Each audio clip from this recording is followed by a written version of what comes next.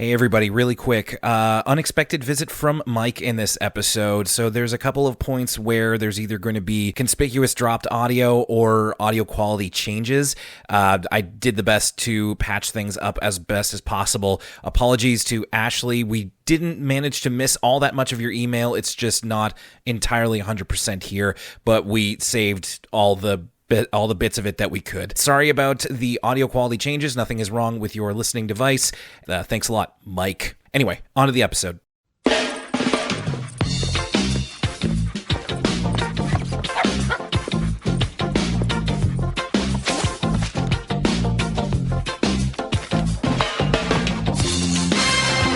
All right. So I made, at one point in my notes, I made like an allusion to a certain director.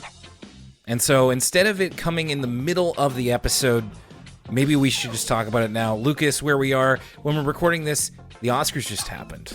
Okay. And I just wanted to know if you had any lingering thoughts coming out of this movie season. I actually think my big thought is just, I don't know, I follow the Oscars every year, and just because it's kind of a sick fascination for me. I like to see the freak show. I like to see the lizards go up on stage. And my big takeaway this year is, I don't know, there was a lot of movies that I feel like people actually watched and enjoyed this year. Ever since they switched to 10 movies, it really was a sorry state of affairs when you would have like the majority of the movies were movies nobody watched. Nobody watched Coda, Will. Okay. I watched it after the fact, but yes, for what you're saying, yes. No one watched The Green Book. Surely you never watched The Green Book. No. You know what I mean? So there's these movies like this year that was Naiad. I was like, right. No one watched Naiad. Come on, stop with all that.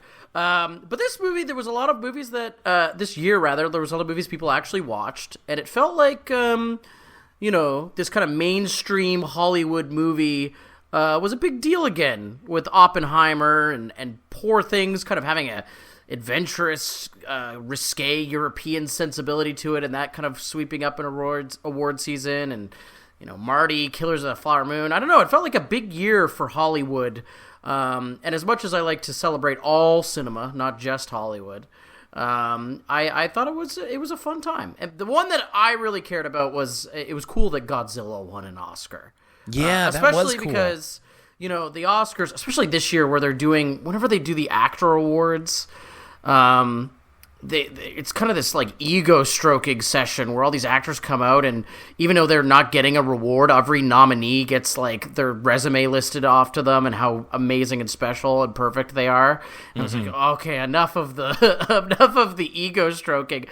So whenever like someone for an independent movie, like a short film, whenever they get nominated, I always like seeing their speeches, because it's like, a real human being, not someone who's more stem cell than human, not someone who's more Ozempic than human being up on stage. Someone with their real teeth. Exactly. And my heart was warmed by the Godzilla acceptance speech. Those people were so excited.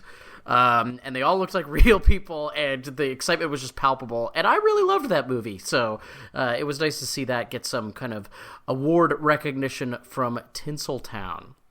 I was happy for everybody who seemed to like it, and I was pleased that my banking on the Academy not watching or caring about that type of movie was proven wrong. Once again, lost big in my family Oscars pool, because I can't pick this thing to save my life.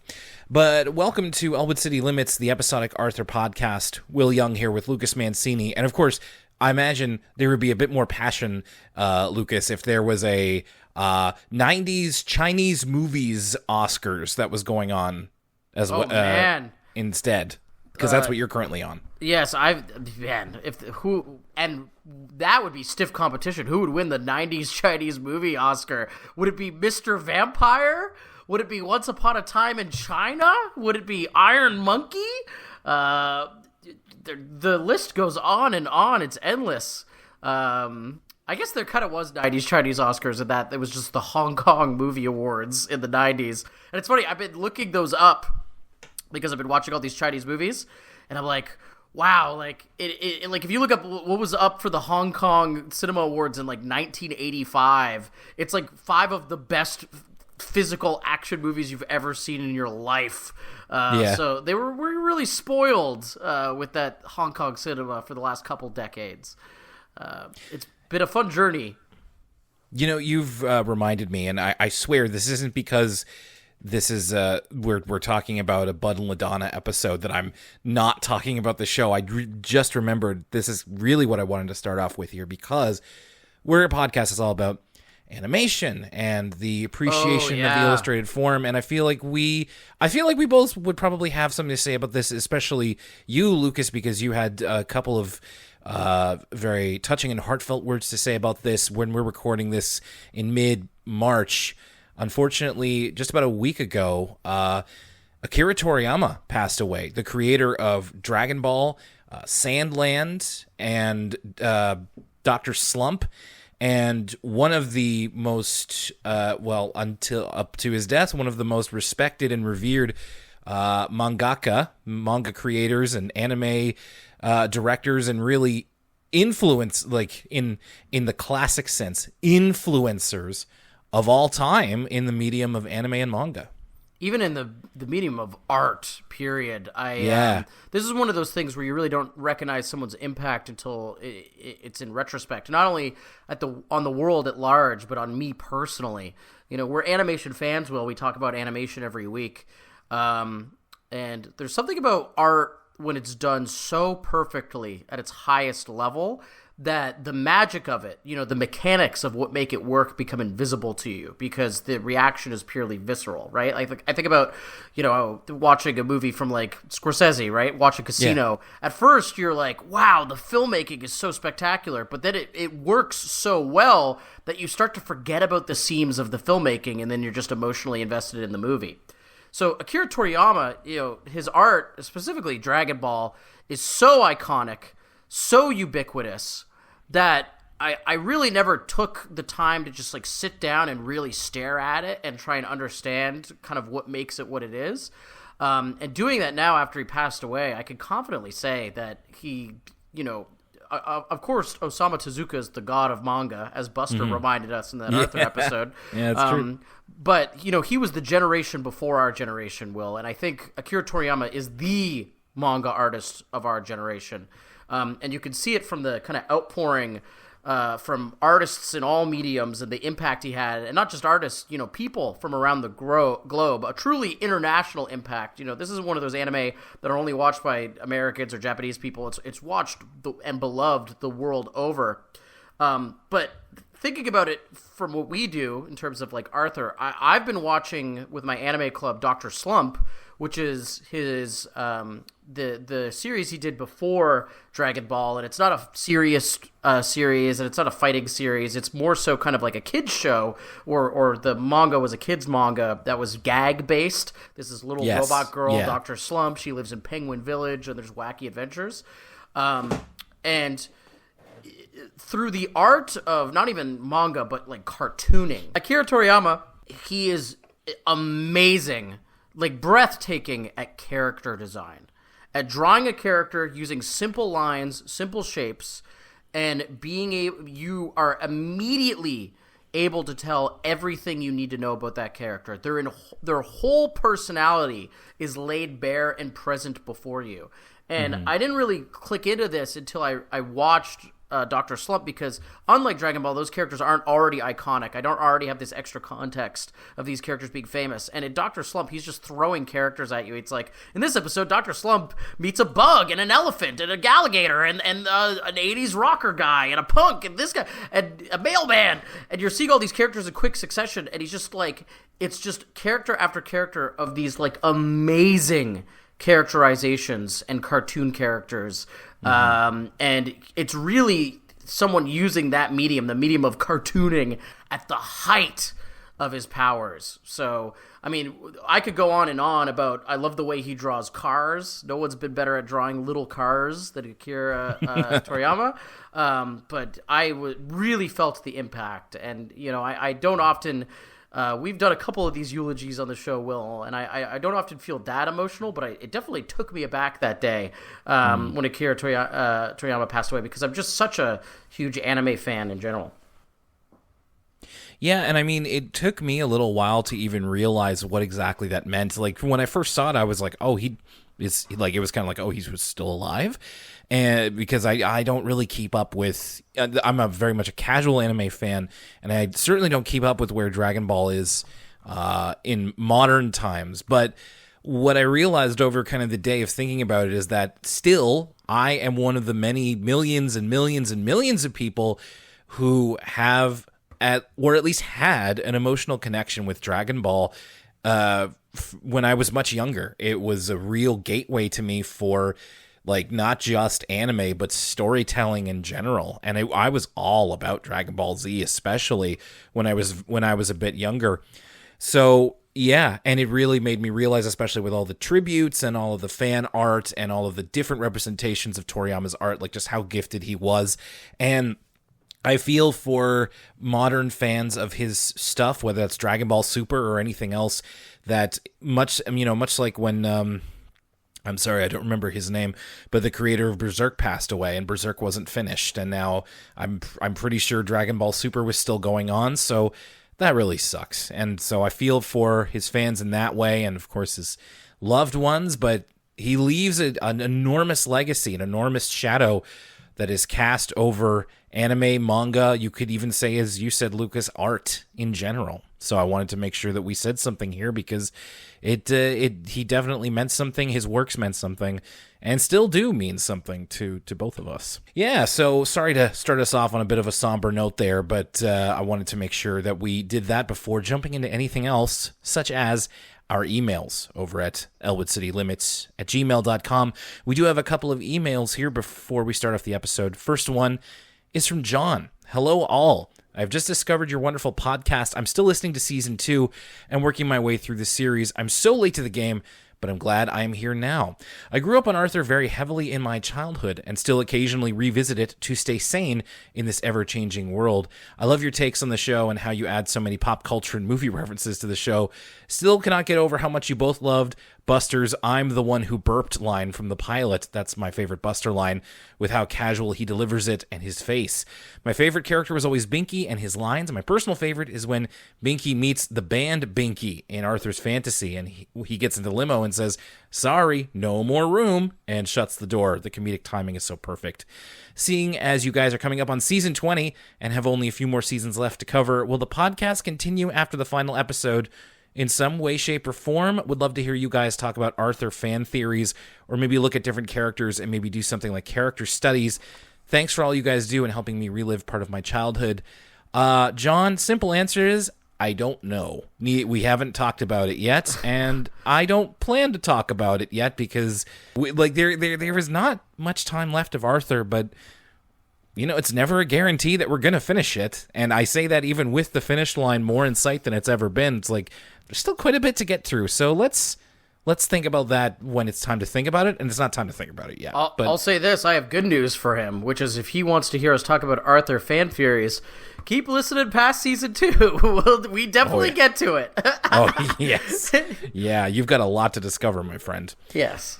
And we have an email from Ashley Hollingsworth. Ahoy, hoy, Will and Lucas. I was so excited when I saw the new episode of ECL pop up on my feed. Can't believe we made it to season 20. Buster's Second Chance is so weird.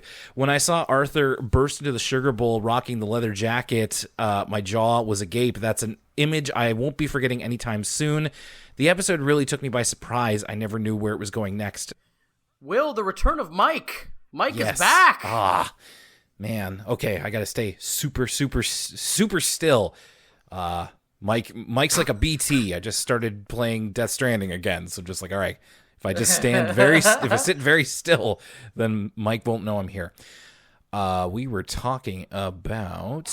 on Ashley's email, so sorry, Ashley, it's a little broken up here. On to the next paragraph. Skipping ahead, Serial really took me by surprise. Going in completely blind, I never would have guessed it was a satire on the podcast Serial. While I wasn't a big fan of that podcast, I did listen to a few episodes for class at the time and was aware of the critique on it, so I thought Buster's dilemma of whether he should report the truth at the risk of jeopardizing the story or keep the drama going by making Arthur look guilty was poignant. When the moral came up, I was like, wow, they're actually going there. Blows my mind because it's a kid's show.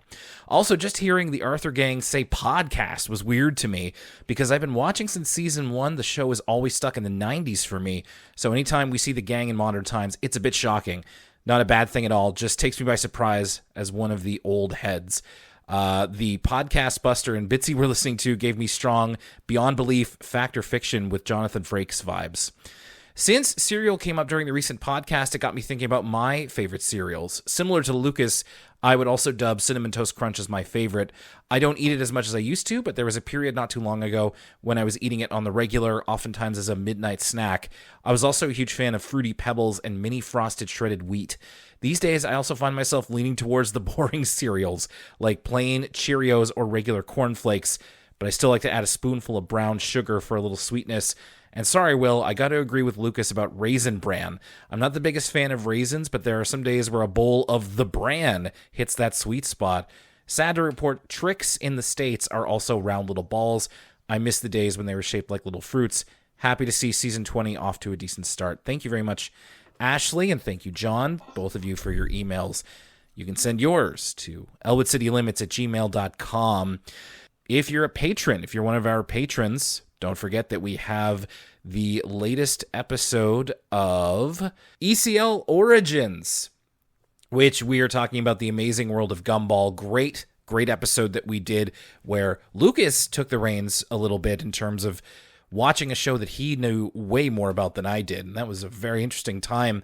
So make sure you check that out if you haven't yet, patrons. And of course, if you're not a patron, you can sign up at patreon.com/ElwoodCityLimits. And you can join the likes of patrons such as John Griswold and Shander Lefave Boaton, Muppet Baby Cat, and Yoshi. Allison Archambault. I'll say your name twice, whatever. That's my mistake, not yours. Nicholas DeMarco and Robert Morrison. Thank you to Eddie Castillo and RG. Thank you to Rory Forever and Jeff L. Thank you to Derek Watson Jr., Crimson Vision, and Quantum Wave. Thank you to Vonnie G and Ann Perry. And thank you to Dear Miss Elizabeth, a.k.a. Z. Welcome back. No, like I said, I was not trying to not talk about this episode because, I mean, when I looked at the summaries of what this is about, it's just like, oh boy, okay. You see, I guess I see the name Bud, and it's just like, all right, well, here we go. But it's a little bit more complex than that, as we'll find out. And we talk about he said, to start us off here, which actually starts with Bionic Bunny in the cold open. Bionic Bunny facing off with his nemesis, Dr. Sumac, and her living cacti, as well as a giant man-eating flower. Dr. Sumac, of course, appears to be a poison ivy style part of Bionic Bunny's rogues gallery. In this opening, it's kind of reminded me of the first level of Mario Sunshine when you fight Piranha and like throw them out. Like the area that they find the talking flower in is very reminiscent of that Mario Sunshine level. Yes, you're right. In fact, like I see it in my head. That's the part I've played of Sunshine the most, either at like Walmart stations or at a friend's house of Mario Sunshine. So Dr. Sumac is about to devour the man-eating flower, is about to devour Bionic Bunny, but Arthur and Buster are blocking the way because they start arguing about what actually happened next. Both of them think that something different happened in this particular story, and it blocks Bionic Bunny from escaping, and Bionic Bunny even looks at the camera, so some kind of mutters something about like fans not knowing what they want. So Bionic Bunny a little snippy when it comes to his fans, and he presumably gets eaten. This Bionic Bunny story is part of the main episode here, where we've got an interesting 4 characters. We've got Arthur and Buster, we've got George, and we've got Carl. Carl once again showing up getting ready to watch the Bionic Bunny special called Sumac No More. I'm happy to say that as much as I've been critical of the show introducing new characters and not using them, Carl's getting pretty good use, I gotta say, especially in more recent seasons we've been talking about. They're bringing him back, and he's not just there as window dressing. They're having him play roles in stories that fit the character that they've already introduced, which I'm very happy to see. Yes, he's very distinct. You know, this episode, basically very much a character-based episode. They don't really leave the living room. And the characters at play are George, Buster, Arthur, DW, Bud, and of course Carl, right? Every character is actually used fairly well, right? And because it's such a character-focused episode, this episode's got pretty good writing in terms of everyone's got something to do. Everyone has a driving narrative in this space, and they're all kind of bouncing off of each other. And that's where the drama in this episode lies. And it's interesting because you want to talk about how the new characters are used. I think actually Bud is used all right in this episode as well. And you know me, number one Bud hater. And if we look at he said, and directly juxtapose it with Bunny Trouble, you can see how, you know, the strengths of he said are negated by the weaknesses in Bunny Trouble. That LaDonna could have been anybody in that episode. But I don't want to get too ahead of ourselves. We'll get into the mix maybe after we talk about both. So we've got these four here. They're getting ready to watch this special that happens every year, and they've even prepared special snacks. Like Mom gives them a plate of Brussels sprouts along with all the other snacks. Carl is there, but he's not a Bionic Bunny fan. He says he only watched it one time, and he didn't really like it. It's not very realistic, so it's not his thing. As you said, Lucas, Bud and DW are also in the living room. They want to build the biggest tower of cows in the world to go for the world record, which there is no record for highest tower of cows, but they're measuring against the highest pancake stack, which is 234 or something like that. And they are building the tower right next to the TV, so they're all in the same part here. Bud also says, I've never seen Bionic Bunny, and DW throws herself in front of the TV, and you're not seeing it now because she needs his help for the Tower of Cows. This is really good. Unfortunately, while this special is beginning to air, the Reeds' cable goes out. Or at least it seems to be their cable and not their power specifically, so even in the mid-2010s, like, the Reeds were still, like, having, like, I guess it was probably, like, a set-top box or something, or, would it be called a DVR? Yeah, probably. Oh, yeah, like, what is it even, yeah, do they have fiber op? This is definitely not rabbit ears. No. Which are now defunct. And this is probably one of my favorite kind of throwaway gags in the episode, is to fix the cable. Mom Reed is on the phone with customer service, and we get a lot of good. This was one for the adults, kind of customer service phone humor. Press 8 if you'd like to hear this message in Greek. Press 9 if you'd like to do a 40-minute survey, which are very funny options. And so the cable is out. They're missing the special. And Buster and Arthur are going to try to explain what happens to George and Carl, because they just want to, like, make sure they're in the know for when the cable comes back. But they both disagree on the order of events. I feel like there have been at least a couple of episodes that we have jokingly referred to as Rashomon, like Baby's First Rashomon or whatever it is. But this is literally the same storytelling device. Is like Arthur is saying what happens next, and then Buster's like, no, that didn't happen. Or no, sorry, it's the opposite way. Buster is saying what happens, and Arthur's like, no, that happened in a different special. You're confusing it with this. And they're disagreeing with the order of events here. I should also say, Buster's attempts to get the cable back include an urban legend he heard that if you flick the light switch on and off, then that'll fix the cable, which is very kid-pilled. You ever heard of this? No. Have you ever heard of that in your life? Is this, like, real? Do people... I don't know. No, I never have. And Write in if you've ever done that. Yes, and also if getting in front of the TV and begging on your hands and knees helped, because Buster does that too. I kind of didn't summarize what exactly they're talking about. The Dr. Sumac special of Bionic Bunny is him, tangling with Dr. Sumac, as we mentioned, who is like a rat character who has like nature for hands and limbs and stuff like that, and has like a lab coat on, so not total poison ivy. Can't get away with that on Arthur.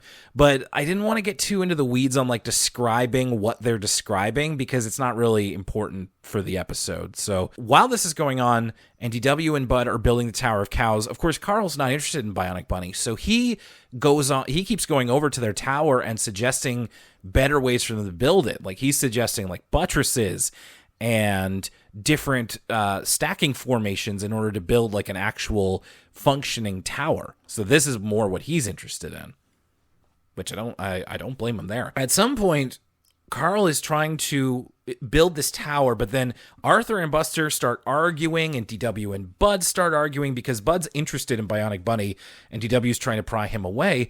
And Carl minds the noise. He's getting overstimulated. And so George quiets everybody down, and so he attempts to tell the rest of the story of the special so that everyone will stop arguing and Carl can concentrate. And his version of the story, I do want to touch on briefly, because it starts out normal-ish for what would be in a Bionic Bunny cartoon, but then Bionic Bunny falls down a hole, and he meets 3 animals that are all dressed up very dapperly. And we realize that George's story has gone into what in the Arthur universe is called the Breeze and the Brambles. Did you recognize this as they started doing it? Well, the iconography is obviously, but I can't remember the lady's name. The lady who would always draw those dapper animals, and we've talked about this before on the show. You mean like Frog and Toad?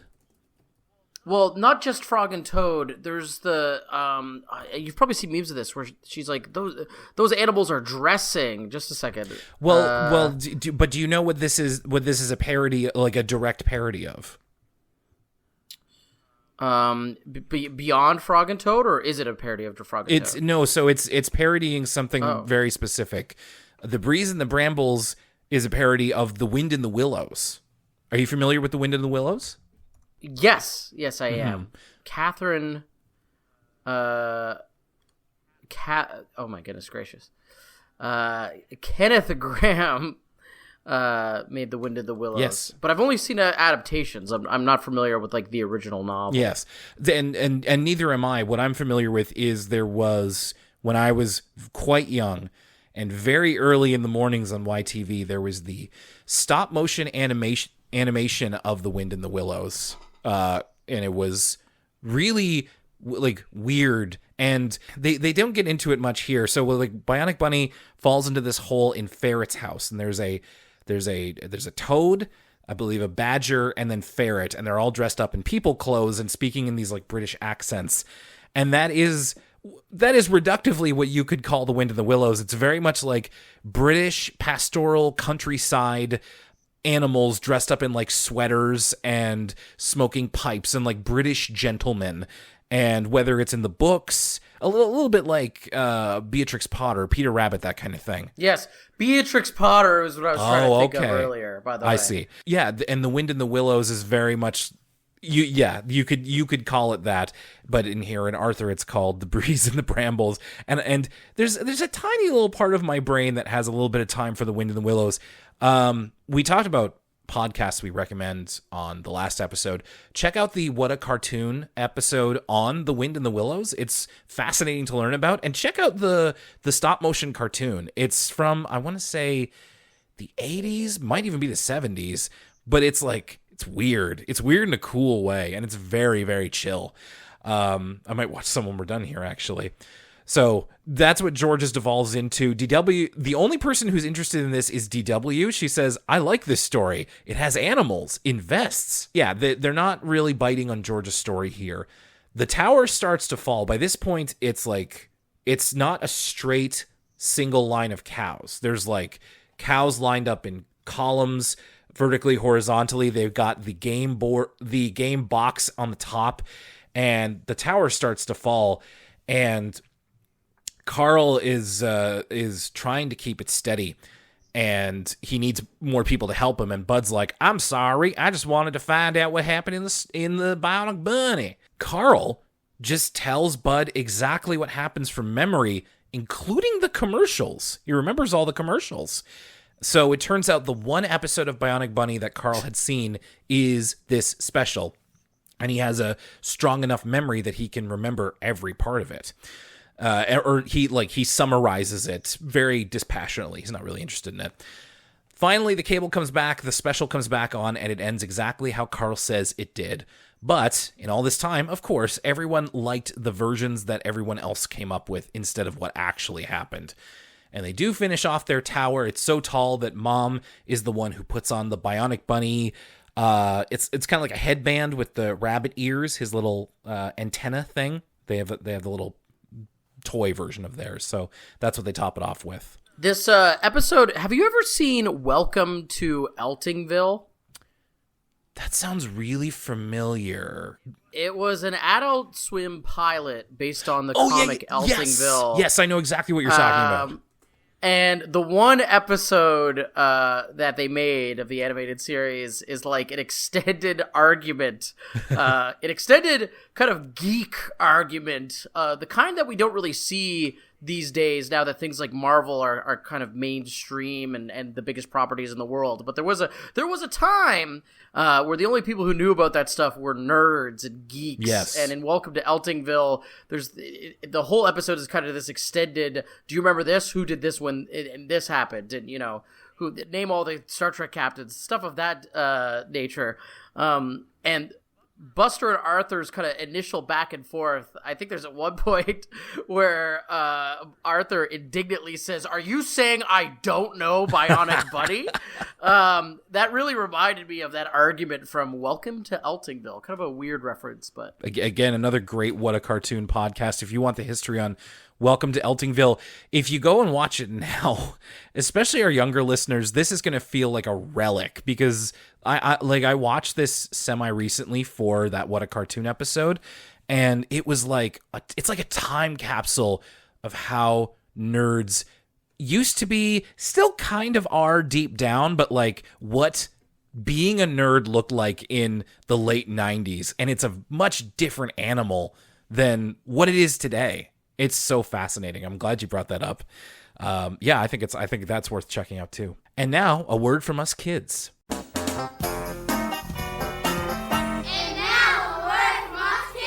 It's a class of kids who are also working together, like Bud and DW and Carl and everybody. They're creating a tower with teamwork, which is what they say several times. What I did like here is that the larger lesson in breaking the kids up into groups and accomplishing a task of building a tower is to teach everybody that our brains work in different ways, and that's okay. So some people are better at some tasks than other people. Some people get frustrated a little bit easier than others and need to do what they need to do to calm down or re-regulate. And I thought that this was a good lesson to impart, along with probably a fun activity for the kids.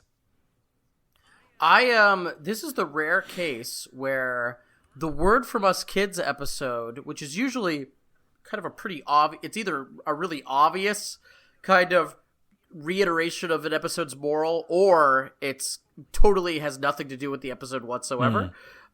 This is the rare kind where it actually recontextualized the episode for me, and I was like, oh, that's what that episode was about. Like, I don't know.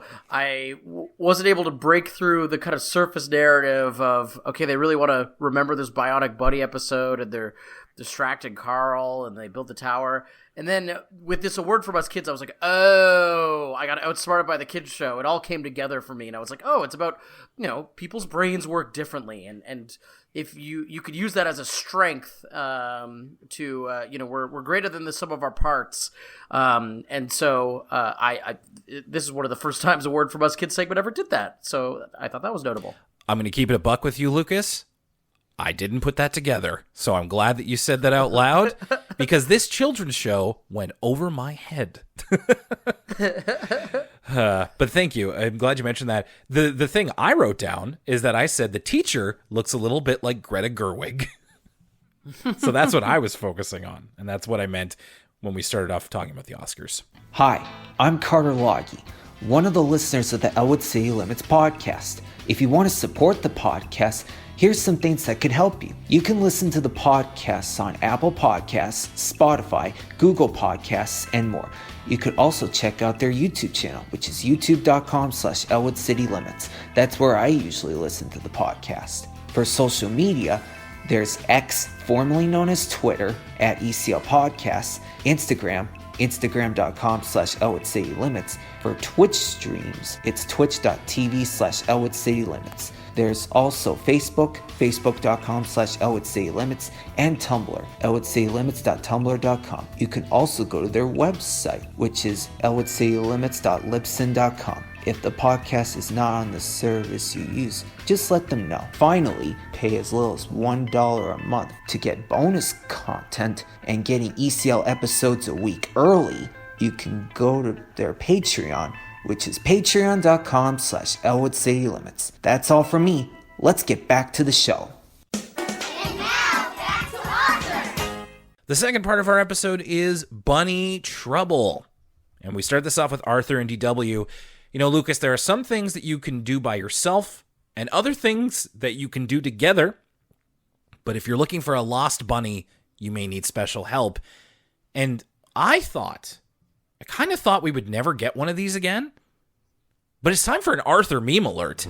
Because when Arthur here and DW, they're both doing the cold open, DW says something you can do by yourself is eating all the pancakes. She says accusingly to Arthur.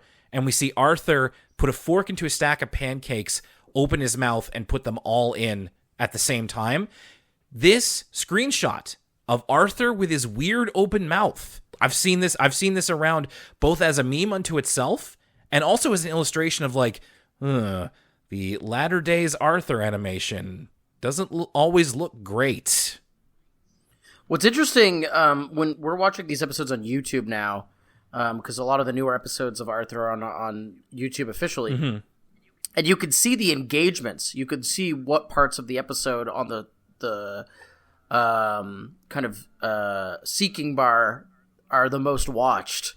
And there is a huge spike right at the frame where Arthur is shoving the pancakes in his mouth. So people were seeking this out to see this part in context, I guess.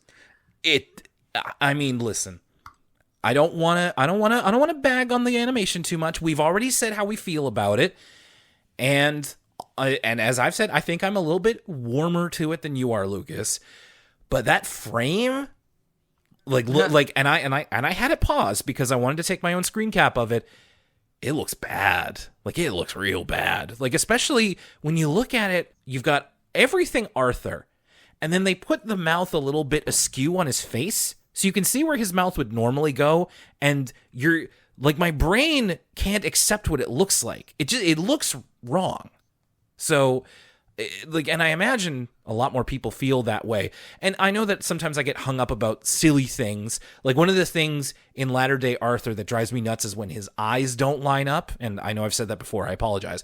But this was a case of just like, okay, I generally feel good about the way that this animation moves and looks. But this was just like, no, that looked real, real bad. I'm almost excited by that, though, because it's like, you know, in the Flash era, the worst things could look is that everything looks like a paper doll and it kind of looks crummy. It's almost like comes all the way back around, horseshoe theory, so bad it's good. If we could get weird off frames of Arthur that look really bad, I feel like that's something we've been missing for a while. I know you screen cap the show, Will, so I'm almost optimistic about more opportunities to see more kind of crummy, weird-looking Arthurs. Can we get an entire Arthur episode that's animated like Xavier Renegade Angel? One can only hope. Like, just let him go. Just let him go nuts. Let's do it, and have the Xavier Renegade Angel guy voice him too. Who cares? Other activities you can do together include homework. It's a clip of Arthur and Buster doing homework together, And then if you're looking for a lost bunny, you need special help, which is a carrot that Arthur gets out of the fridge. Now, when we talk about lost bunny, what we mean is that DW is her preschool is going into vacation week, and she volunteered to take care of Larry, the class bunny. And I wrote in all caps, animal hierarchy. Okay, I mean, we might as well get this out of the way now. Yeah. Folks, we try to keep the podcast content fresh, engaging. We've been talking about the same kids show for over half a decade now. We try to find new things to talk about, not just rehash the same old bits or whatever. This episode's throwing it in our face, bro. I know. This is the most animal hierarchy episode we've ever seen. At some point, LaDonna says, what does she say? She's like the very good with bunny situations. She's the bunny whisperer. She's the bunny whisperer. One would hope, LaDonna.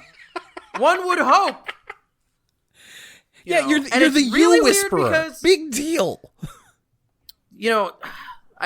Listen, if we don't talk about this now, who knows when's the next time we're really going to be able to get deep into the animal hierarchy. Yeah.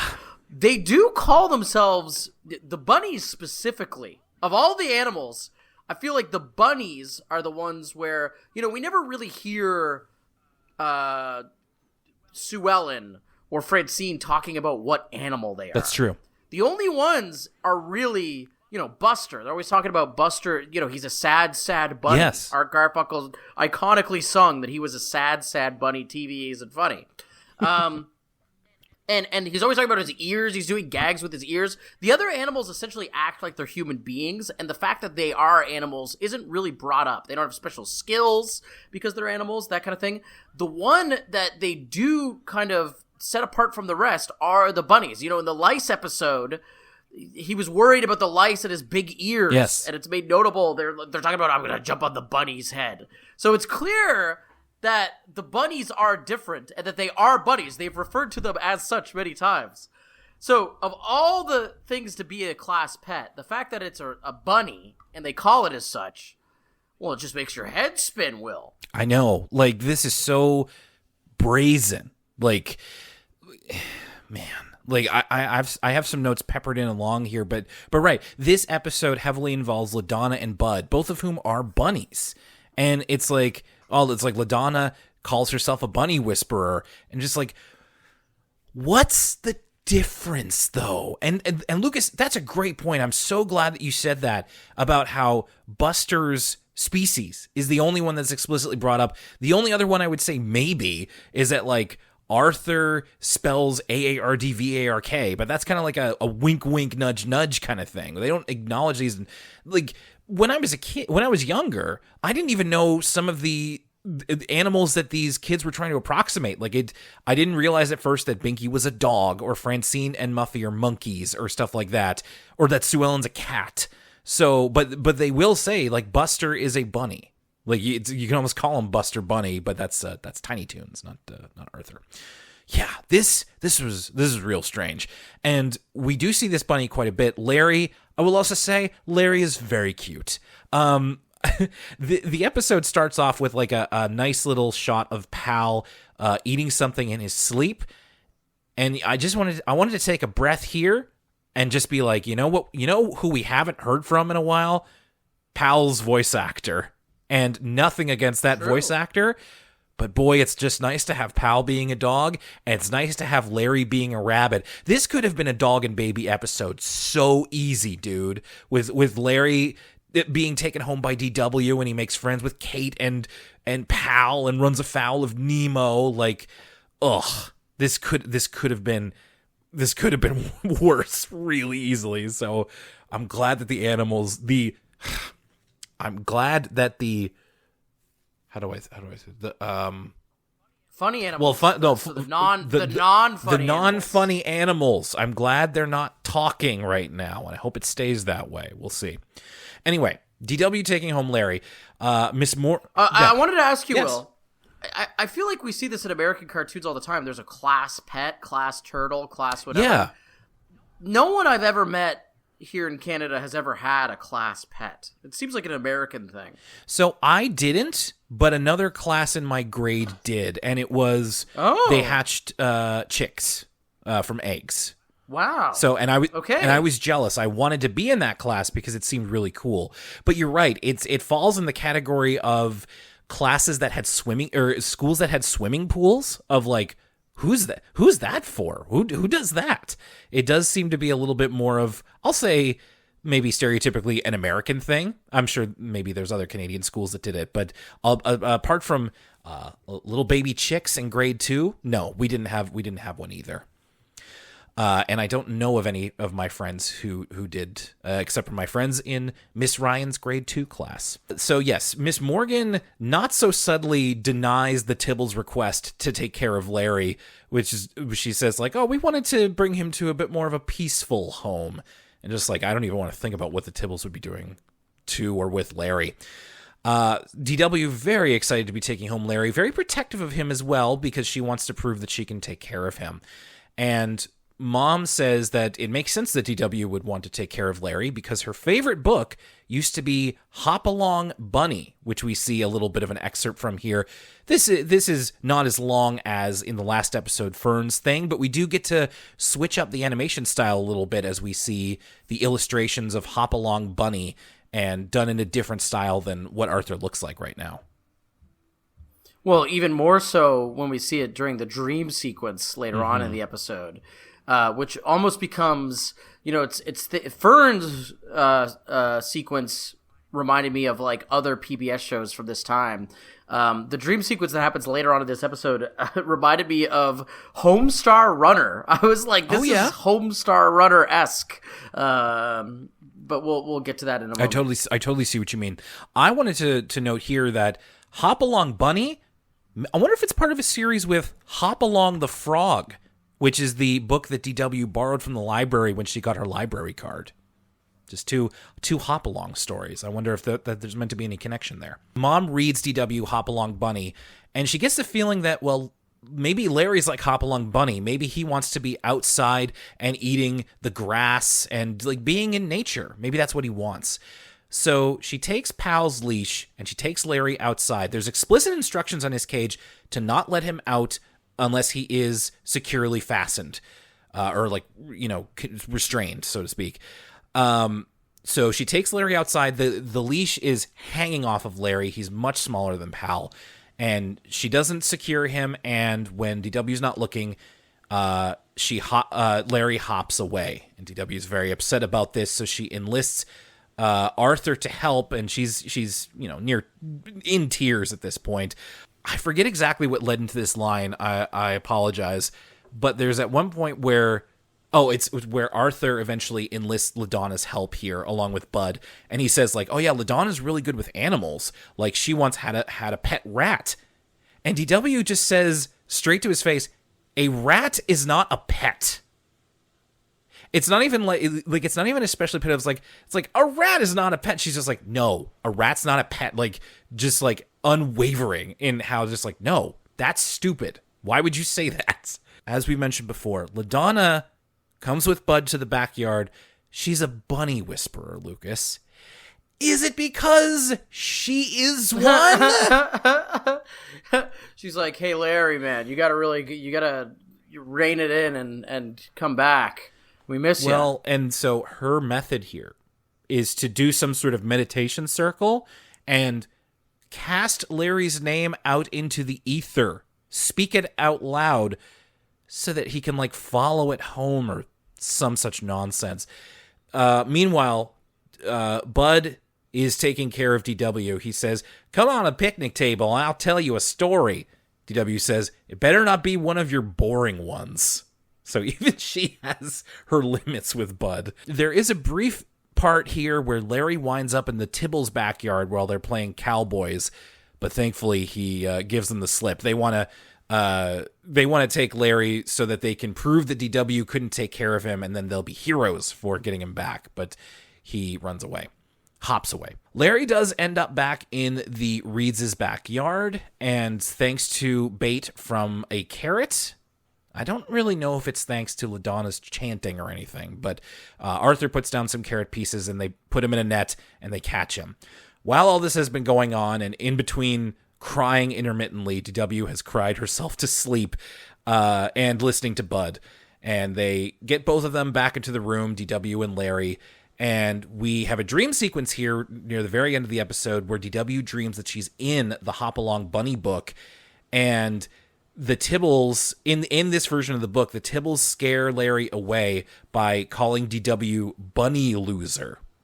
Which, like, it means, what they mean is she loses bunnies. She's a bunny loser. Right. But when the first time I saw that, I was like, I was just like, that's a really uninspired insult. Just like, haha, you have a bunny and you're a loser, bunny loser.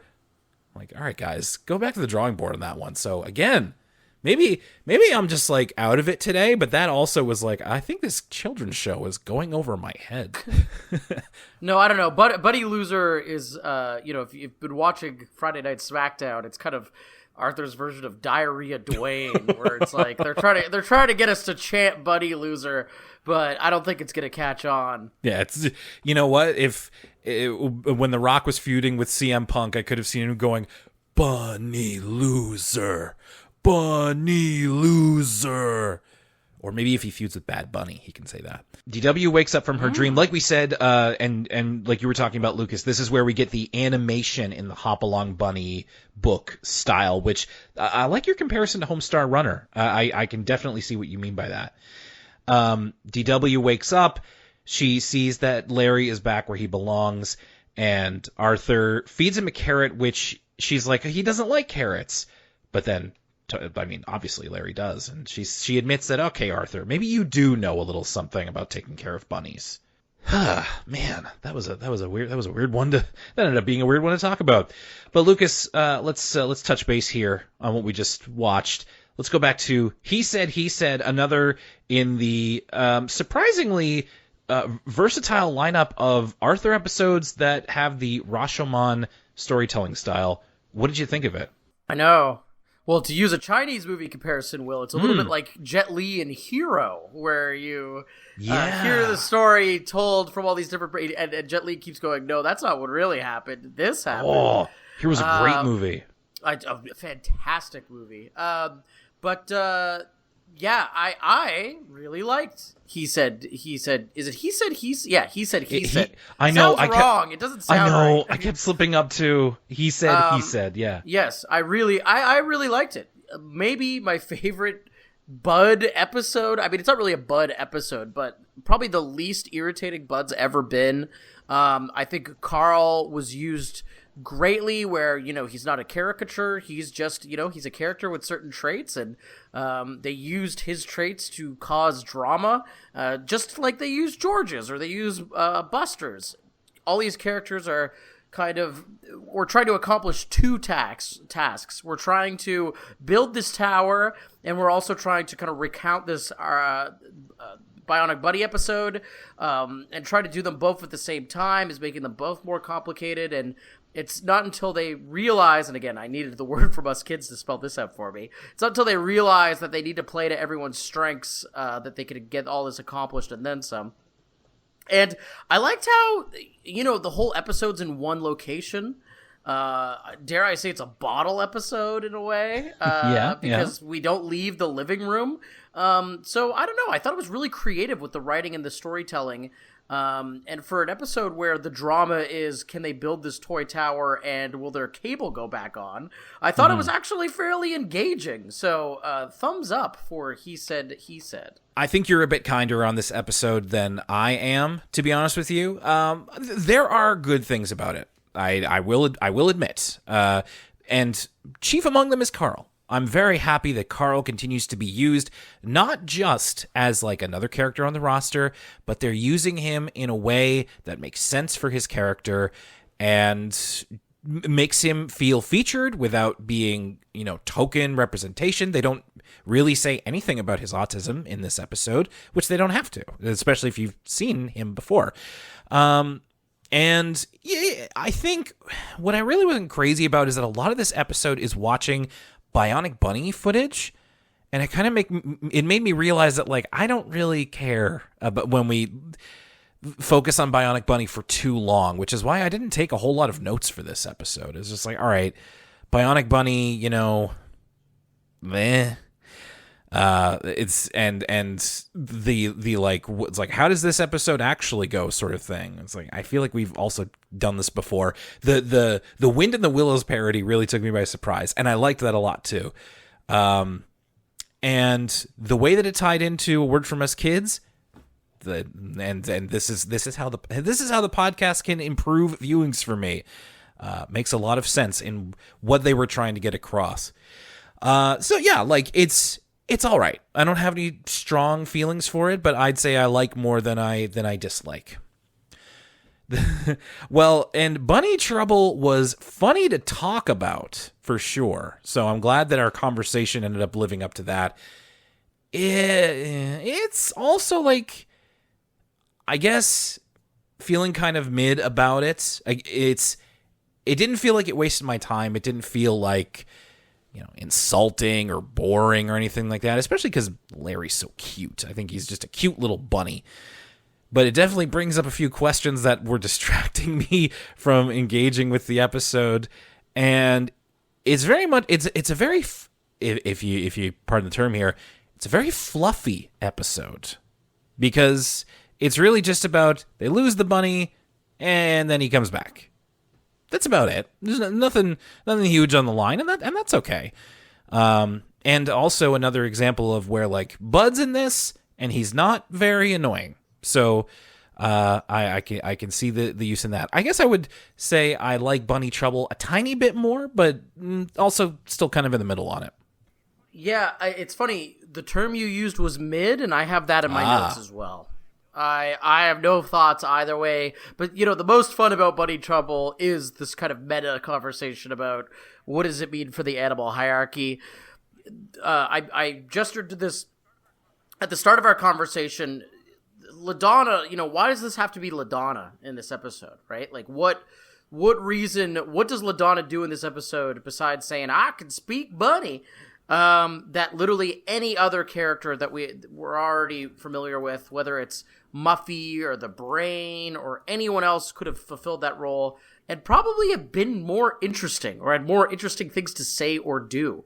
LaDonna doesn't have a characterization in here. She has some sort of unseen Louisiana rural wisdom, I suppose. But that's not really like a character trait, right? Like, if it was Brain who was looking for the bunny, he'd be like, well, my research tells me that the bunny's operated like this. Or if it was Muffy, she would like hire her butler to go searching for the bunny. There's just more stuff you could do with the other characters. And so when one of those slots is filled by LaDonna or Bud, I just get so frustrated because it feels like they're wasting a significant amount of the episode with not much substance. That makes it sound like I'm way more negative on it than it actually is. Again, Bunny Trouble, pretty inoffensive, like you said. I think mid is the operative word here. But that really annoyed me. Well, and as was happening in our Discord recently, there's a bit of discussion about people's feelings on LaDonna and Bud and negativity versus positivity. So, in fact, having LaDonna here as the person raised more questions than was necessary. So, yeah, a bit of a weird one. But, I mean, we've had pretty decent success with this season so far. So it's doing pretty well, and you know, we were going to hit the DW and Bud episodes sooner or later. You know, if we can get out of here with Dog and Baby, then we're rolling. There we go. That's another episode of Arthur in the Books. Thank you so much for listening. Wanted to remind our patrons that at the end of March, Lucas and I are going to be returning to For the Kids, and we're going to be going outside, sort of outside, the PBS Kids foray again, as we talk about Bob the Builder. I'm going to find out a little bit more about this show. I'm interested to see, because this is a real hit for, I guess it would be more your age group, Lucas? Maybe like a bit younger than you? Maybe? Yeah, I don't know. I'm not super familiar with it, so we'll get into it on the... But another instance of us going in a little bit blind, but very interested to find out more about it. But we've got one more ECL before we get there. And of course, you can get your Elwood City Limits episodes a week early if you subscribe. Patreon.com/Elwood City Limits, as well as the Bob the Builder episode of For the Kids coming up at the end of the month. You can also talk about LaDonna and Bud on our Discord. That's another perk of being our patron. So next Elwood City Limits episode, we're going to be talking about Bud's naughty problem, and that's my grandma. So sometimes we get a little bit of like, ooh, what could this be about? It's like, no, Bud's in this episode. In fact, it's a Bud episode. So Lucas, I'm glad that you liked Bud so much here, because we done and got you more of him. You like him so much. Anyway, we'll get through it together, and maybe it won't be all that bad. Maybe it won't be bad at all. And we'll be checking that out next time on Elwood City Limits. My name's Will Young, and for Lucas Mancini, a zigga what? We'll see you next time.